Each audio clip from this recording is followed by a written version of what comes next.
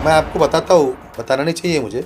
हमारे इस उत्तर नागपुर के आमदार हाँ। नितिन राउत ने उसको वहाँ प्रोजेक्ट को रोक दिया अच्छा। और वहाँ होने नहीं दिया।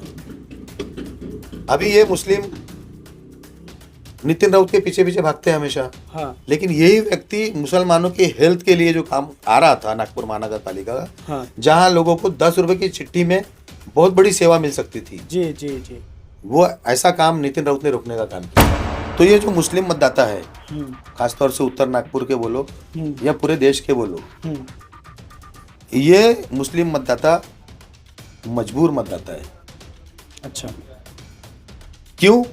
क्योंकि कांग्रेस ने इनको मजबूर करके रखी है। जब तक इस प्रभाग की जनता या इस शहर की जनता के अंदर अवेयरनेस नहीं आएगा, तब तक हम यूरोप पैटर्न को नहीं अपना पाएंगे। महाराष्ट्र राज्य सरकार जो स्कूलों को ग्रांट देती है, उसमें सिर्फ उर्दू, मराठी और हिंदी मीडियम की स्कूलें हैं। अच्छा। अंग्रेजी माध्यम की स्कूलों को वो ग्रांट नहीं देती।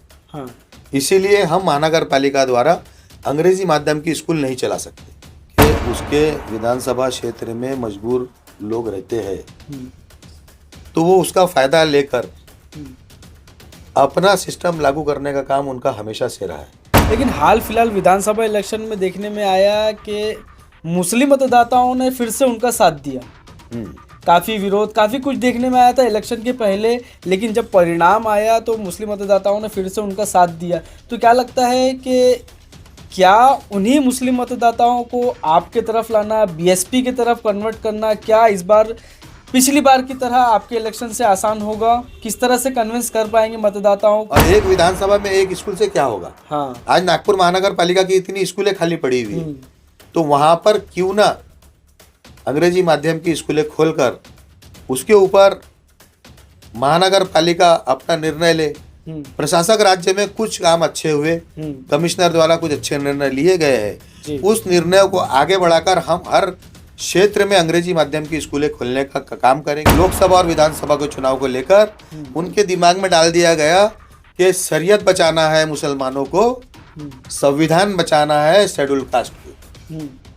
इसको बचाने के मुद्दे विधानसभा और लोकसभा में उठते हैं, इसलिए मजबूर होकर मुसलमान और दलित लोकसभा में कांग्रेस को वोट करते हैं। अगर आपको हेल्थ चाहिए, आपको एजुकेशन चाहिए, तो जाहिर सी बात है आपको ऐसे लोगों को चुन के लाना पड़ेगा जो सही मानों में विकास के बारे में सोचते हैं। अच्छा। ये बड़े अभिमान की बात थी मेरे लिए, एक राष्ट्रीय पार्टी एक मुस्लिम कारपोरेटर को नागपुर लोकसभा की टिकट देती है जी। और मैं उस चीज को लेकर अपने पूरे मतदाताओं के पास गया। लेकिन यही कांग्रेसी मुसलमान, ये जो कांग्रेसी मुसलमान है, इन्होंने ऐसा प्रचार किया कि हमको संविधान बचाना है, हमको शरीयत बचाना है, इसलिए हमको जमाल को वोट नहीं देना है। भले जमाल को टिकट मिल गई, भले जमाल के साथ शेड्यूल कास्ट का समीकरण अच्छा बैठेगा, मुसलमान दलित का समीकरण बैठ के सीट निकल सकती है, लेकिन हमको चांस नहीं लेना है, हमको बीजेपी को हराना है, हमको संविधान को बचाना है, हमको शरीयत को बचाना है। तो तुम इस बार कांग्रेस को वोट दो। और वही इन्होंने सिस्टम विधानसभा में लाया और आखिरी में मजबूर होकर लोगों ने जाके अपने हाथ से पंजे से अपना गला दबाया। और महानगर पालिका की जो मेरे बस्ती के अंदर स्कूल आती है, वह है मौलाना अबुल कलाम आजाद उर्दू स्कूल। उसमें पहली क्लास से लेके 12वीं क्लास तक की पढ़ाई होती है निःशुल्क। और आप कभी उस स्कूल का दौरा करके देखे, आपको 1% भी नहीं लगेगा कि वो नागपुर महानगर पालिका की स्कूल। क्या प्लानिंग है आपकी आने वाले 15 तारीख के इलेक्शन में? किस तरह से जनता को अपनी तरफ खींचने का इस बार प्रयास किया जा रहा है? दोस्तों, एक बार फिर स्वागत है आपका एनजेपी न्यूज़ के पॉडकास्ट में। इससे पहले आपने एक कैंडिडेट का पॉडकास्ट देखा, अब हम हैं प्रभाग क्रमांक 7 के मोहम्मद जमाल के साथ, जो आपको बता दूं कि बीएसपी से इसके पहले इनकी वाइफ एक बार कॉरपोरेटर रह चुकी है, एक बार ये कॉरपोरेटर रह चुके हैं और नागपुर स्मार्ट सिटी के बोर्ड ऑफ डायरेक्टर भी रह चुके हैं और एनएमसी के थ्रू जर्मनी इन्हें भेजा गया था स्मार्ट सिटी प्रोजेक्ट के तहत। अब एक बार फिर वो चुनावी मैदान में प्रभाग क्रमांक 7 से बात करेंगे उनसे। जमाल भाई, बहुत बहुत स्वागत है आपका एनजेपी न्यूज़ इस पॉडकास्ट में। हम आपका पॉडकास्ट करने के पहले आपके प्रभाग में हमने सर्वे किया, हमने देखा कि रोड की यहाँ ज़रूरत नहीं है, नालियों की यहाँ ज़रूरत नहीं है और साफ़ सफाई पिछले 2-3 दिन से हम देख रहे हैं कि काफ़ी ये सब चीज़ों का लेकर काम नहीं है। क्या प्लानिंग है आपकी आने वाले 15 तारीख के इलेक्शन में? किस तरह से जनता को अपनी तरफ खींचने का इस बार प्रयास किया जा रहा है, क्या बताना चाहेंगे? हम जनता से सिर्फ अभी यही अपेक्षा कर रहे हैं कि पिछले 10 सालों से हमने नागपुर महानगर पालिका का नेतृत्व किया जी। उसके अतिरिक्त प्रशासक राज में भी हमको 4 साल का और बेनिफिट मिल गया।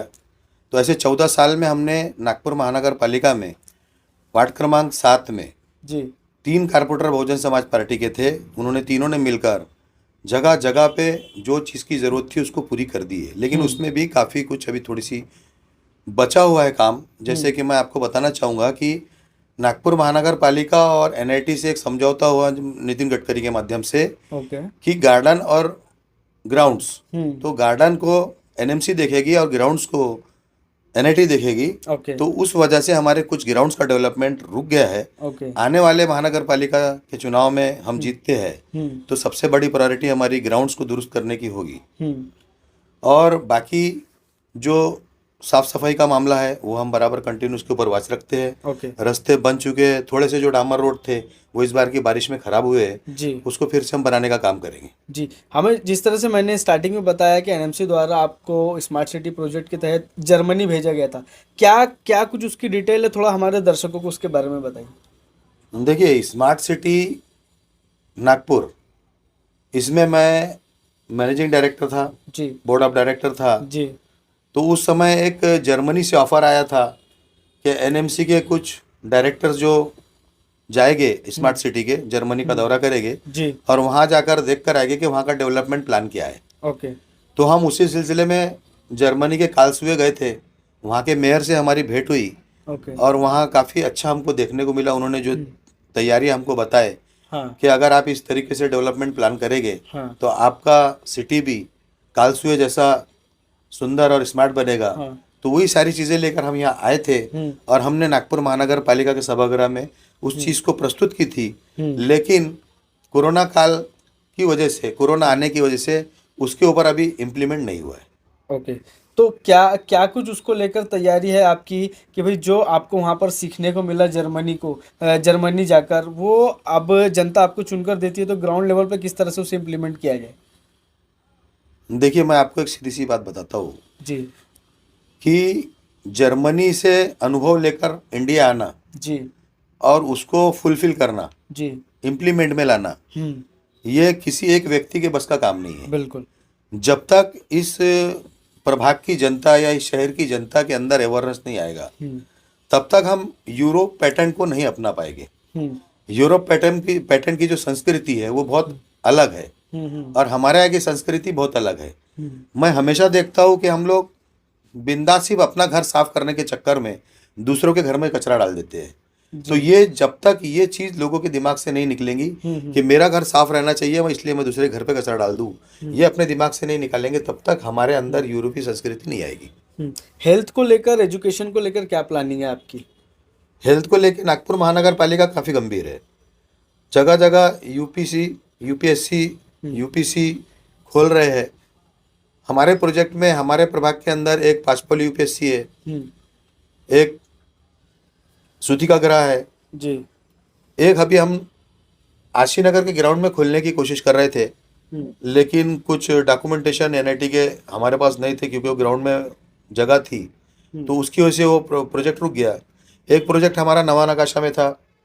वो प्रोजेक्ट ऐसा था कि वहाँ की जो मुस्लिम पॉपुलैरिटी है या पॉपुलेशन है, तो वहाँ पे नवा नकाशा प्लस ज्योति नगर झोपड़पट्टी स्लम है।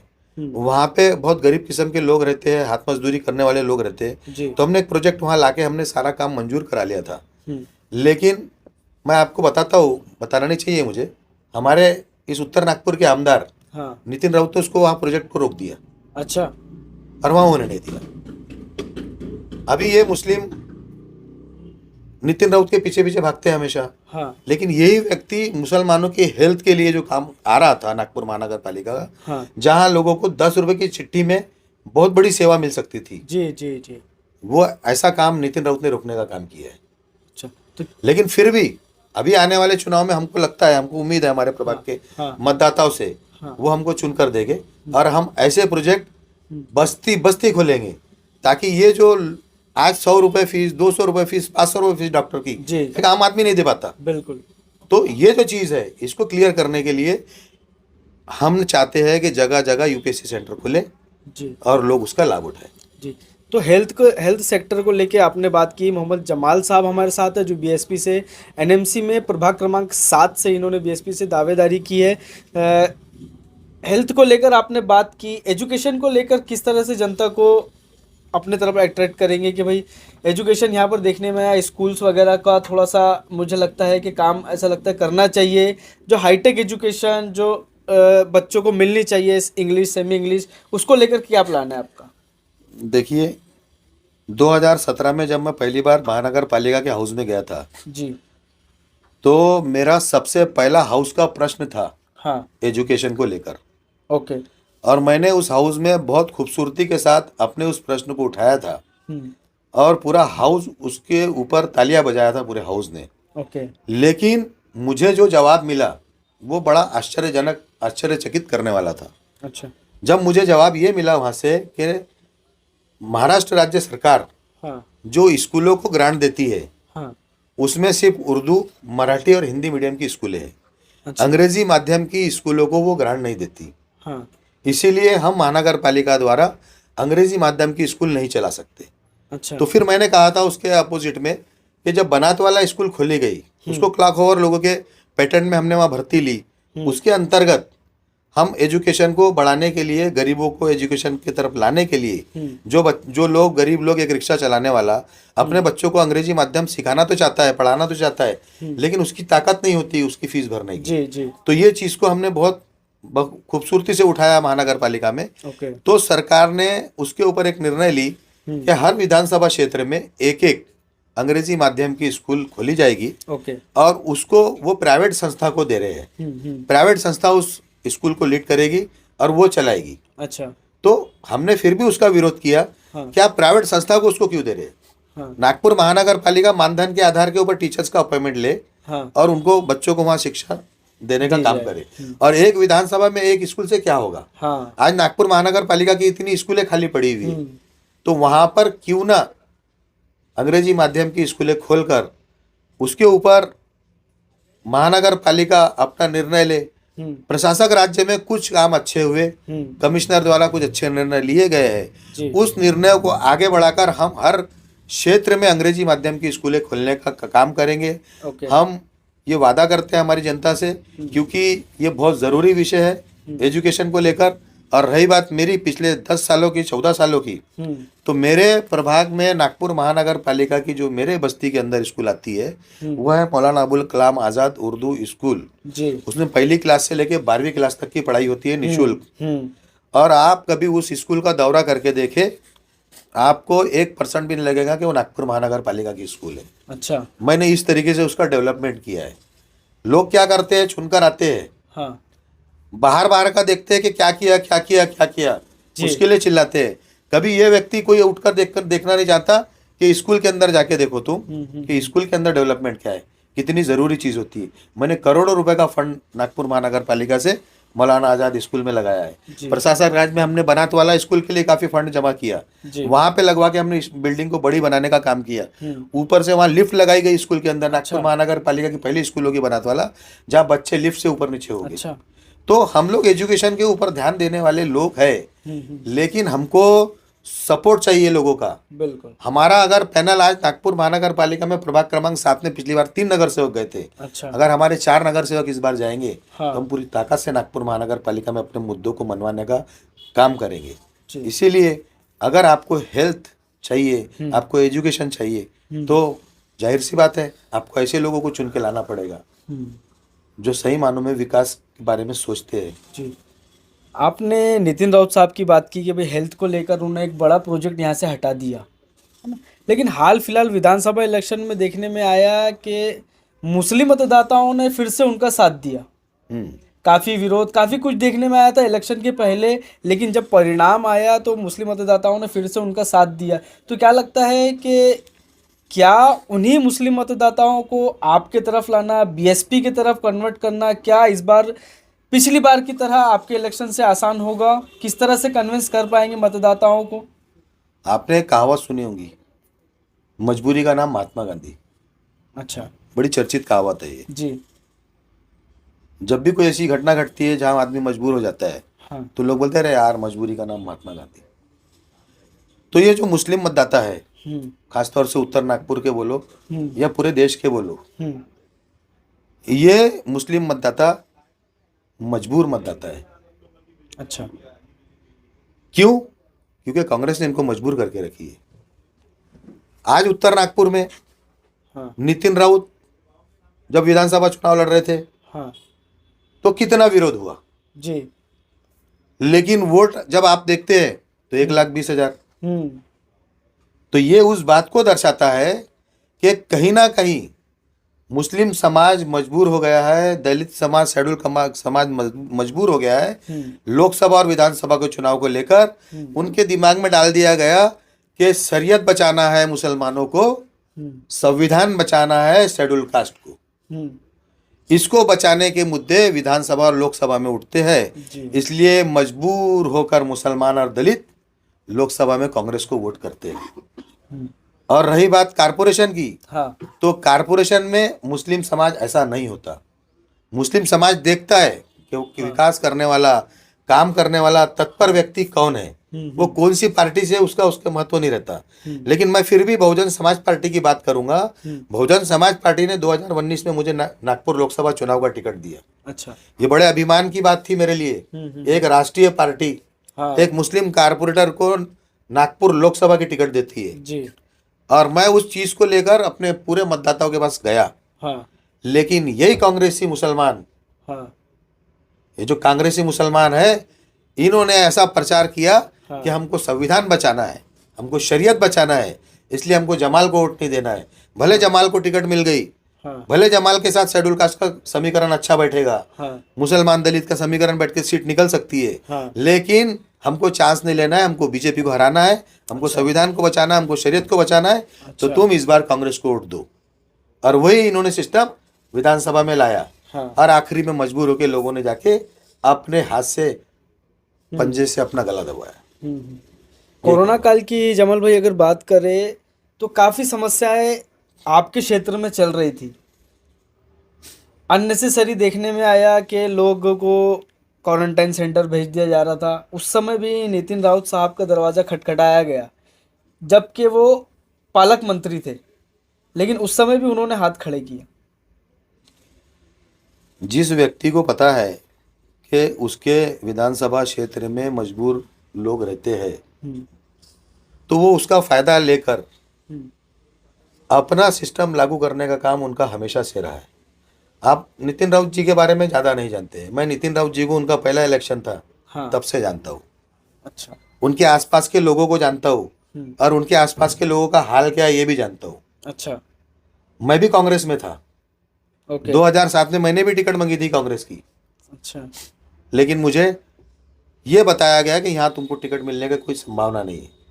तब मैं बहुजन समाज पार्टी के पास गया और बहुजन समाज पार्टी ने मुझे वो सम्मान दिया कि आज मैं यहाँ बैठा हूँ, 5वीं बार मैं बहुजन समाज पार्टी के बैनर तले चुनाव लड़ूंगा। अच्छा। 2007 से लेके अब तक। तो ये मेरे अपने आप में उपलब्धि है। आज मेरे को बड़ी खुशी होती है कि उत्तर नागपुर में मैंने बहुजन समाज पार्टी के बैनर तले काफी मुस्लिम उम्मीदवारों को टिकट दिलवाई है। आज प्रभाग क्रमांक 2 से हमारी 2 बहनें चुनाव लड़ रही है बहुजन समाज पार्टी से जी।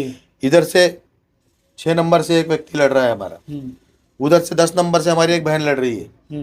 तो मैंने मुस्लिम समाज को ये बोल के कन्विंस किया कि आप बहुजन समाज पार्टी में आइए।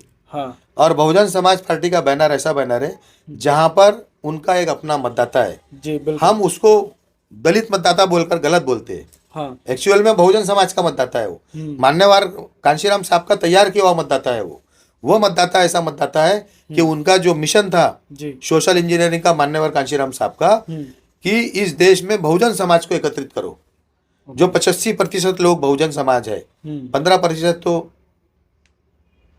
अगले लोग हैं। हाँ। तो उनको छोड़कर 85% अगर एक हो गए तो इस देश पे राज वही करेंगे। और उन्होंने वही फार्मूला यूपी में अपनाया, वहां पे उनको सफलता मिली। लेकिन मनुवादी लोगों ने फिर उसको ऊपर कुछ ना कुछ ऐसा षड्यंत्र रचा कि आज बहुजन समाज को फिर से उन्होंने बिखरा दिया।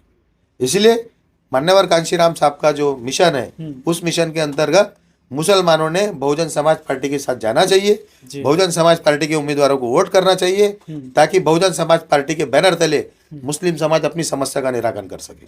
जमाल साहब, 4 सीटों का पैनल है आपका, एक तो से ठीक है आज हमारे सामने है, थोड़ा सा आपकी बाकी 3 सीटों के बारे में भी जनता को बताएं ताकि वो जान सके कि आपके पैनल में कौन कौन है, तो आने वाले 15 तारीख को उनको आसानी हो। देखिए, प्रभाग क्रमांक 7 में जो नगर सेवकों के उम्मीदवार हैं बहुजन समाज पार्टी के, वो ऐसे उम्मीदवार हैं जिनको काफ़ी बड़ा अनुभव है जी। जैसे मैं आपको बताऊंगा कि हमारे यहाँ प्रभाग क्रमांक 7 में पिछली बार 2017 में 3 नगर सेवक जीत के आए थे, तो वो तीनों नगर सेवक रिपीट हुए। ओके। और वो तीनों नगर सेवकों का काम ही बोलता है, नाम का तो छोड़ ही दो, सिर्फ उनका काम बोलता है। आज उसमें से जो मंगला लांजेवार नगर सेविका थी हमारी जी, उनके पति योगेश लांजेवार नागपुर जिला के अध्यक्ष भी है। ओके। तो पार्टी ने उनको ओपन फैकल्टी से खुद लड़ने का आदेश दी। ओके। तो वो नगर सेवक रिपीट है। दूसरी है हमारे पास विरंका भिवगड़े। ओके। जो लश्करी बाग क्षेत्र में रहती है। हाँ। लांजेवार जी इंदौरा परिसर में रहते हैं। हाँ। भिवगड़े लश्करी बाग में रहती है। हाँ। उसने भी पिछले 9 साल में काफी काम किया। ओके। उसका एक अपना नाम है, उसका एक अपना वजूद है। हाँ। तीसरा उम्मीदवार मैं आपके सामने बैठा हूँ, बिल्कुल बहुजन समाज पार्टी के बैनर से मैं चुनाव जीत कर आया था। एक उम्मीदवार जो हार गया था हमारा, वो बदकिस्मती से पार्टी छोड़ के कांग्रेस में चले गया। अच्छा। तो उसकी जगह 3 बार के नगर सेवक संजय जायसवाल, उनकी पत्नी को इस बार फिर से मौका मिला है। ओके। तो ऐसा पैनल जो एक इंदौरा से उसका उम्मीदवार है, एक आशीनगर बुद्धनगर से उसका उम्मीदवार है, एक उम्मीदवार बड़ा उपेड़ अशोकनगर से है, और एक उम्मीदवार लश्करी बाग से है। तो ये भौगोलिक परिस्थिति जो है वार्ड की, यानी 4 दिशाओं से 4 उम्मीदवार जी जी, वो इसलिए पार्टी ने की कि पिछली बार 3 उम्मीदवार जीते थे, तो हमको वार्ड का काम करने में बहुत तकलीफ गई, क्योंकि हमको जहाँ 4 नगर सेवक थे, हमको 3 नगर सेवक को वो काम करना पड़ा। हाँ। तो हमने वार्ड को 3 भाग में बांटा था। ओके। कि एक पार्ट तुम संभालोगे, एक पार्ट मैं संभालूंगा, एक पार्ट वो संभालेगा। ओके। तो वो बहुत बड़ा बड़ा एरिया हम लोगों के आ गया था जी। तो वो कभी कभी ऐसा होता था कि कुछ चीजें ऐसी हो जाती थी कि वो नहीं हो पाती थी हमसे। ओके। तो यही कारण है कि बहुजन समाज पार्टी ने इस बात का ध्यान में रखकर चारों उम्मीदवारों को 4 दिशा से ऐसे दिया जिन तक जनता को पहुंचना बहुत आसान हो जाएगा, ताकि वो अपनी समस्या लेकर नगर सेवक के घर के ऑफिस तक आसानी से पहुंच जाएगी। ऐसे नगर सेवकों को चयन नागपुर महानगर पालिका के इस चुनाव में बहुजन समाज पार्टी ने किया। चलिए, बहुत बहुत शुक्रिया। मोहम्मद जमाल साहब हमारे साथ है। जिस तरह से मैंने इनका इंट्रोडक्शन दिया, इन्होंने अपने बारे में बताया, अपने कार्यकाल के बारे में बताया, और आने वाले समय में क्या कुछ अगर जनता इन्हें चुनकर देती है तो क्या कुछ अपने प्रभाग में करने वाले हैं उसके बारे में बताया। लास्ट में क्या कहना चाहेंगे अपने प्रभाग की जनता से? मैं जनता से हाथ जोड़ के निवेदन करूंगा कि आप लोग कोई भी गलत फहमी में ना जाए, जात पात ना करे, जीतने वाले और काम करने वाले उम्मीदवारों का साथ दे। यही मेरी आपसे निवेदन है, क्योंकि ये चुनाव कोई बस्तियों का चुनाव नहीं है कि इसमें कोई 1 और 2 बस्ती आ गई और कोई भी खड़ा हो गया और चुनाव लड़ लिया। ये 20 बस्तियों का मिलाकर एक प्रभाग बना है, उसका चुनाव है। 63,000 मतदाता है। इसमें समीकरण है कि किस समाज का कितना वोट है, उसके आधार पे ही पार्टी चुनाव में टिकट बहुजन समाज पार्टी देती है। इसलिए बहुजन समाज पार्टी के चारों उम्मीदवारों को अपना बहुमूल्य वोट देकर उन्हें प्रचंड बहुमतों से विजय बनाएंगे, ऐसी ही मैं आपसे विनती करता हूँ। जय भीम, जय भारत। चलिए, बहुत बहुत शुक्रिया हमसे बात करने के लिए। तो दोस्तों, आने वाली 15 तारीख को चुनाव है। इनका चुनाव चिन्ह हाथी है। जिस तरह से इनका राष्ट्रीय पार्टी है, इनका राष्ट्रीय सिंबल है हाथी। अब जिस तरह से इन्होंने अपनी चीज़ें आपके सामने रखी है, विकास के मुद्दों को लेकर, डेवलपमेंट के मुद्दों को लेकर, तो विचार आपको करना है कि एक एक्सपीरियंस्ड, एक जाना माना, एक कर्मठ कार्यकर्ता उसे चुनकर दिया जाए, या फिर ऐसा जिसे समझने के लिए 5 साल लग जाए। तो आने वाले 15 तारीख को चुनाव है, 16 तारीख को परिणाम है। देखते हैं जनता आप लोग किसे चुनते हैं। और भी अपडेट्स के लिए बने रहिए एनजीपी न्यूज़ के साथ। बहुत बहुत शुक्रिया। इन त्योहारों पे घर लाएं नए electronic items, LED TV, smartphones, washing machine या फिर हो एसी। हमारे यहाँ सभी इलेक्ट्रॉनिक अप्लायंसेस पर 0% डाउन पेमेंट के साथ फाइनेंस फैसिलिटी और एक्सचेंज ऑफर के साथ पाए ढेर सारे गिफ्ट वाउचर जीतने का मौका। मम्मी के किचन के लिए खरीदना हो ओवन या पापा के लिए खरीदना हो स्मार्टफोन, इलेक्ट्रॉनिक अप्लायंसेस को खरीदना तो सुरेश इलेक्ट्रॉनिक शोरूम ही आना।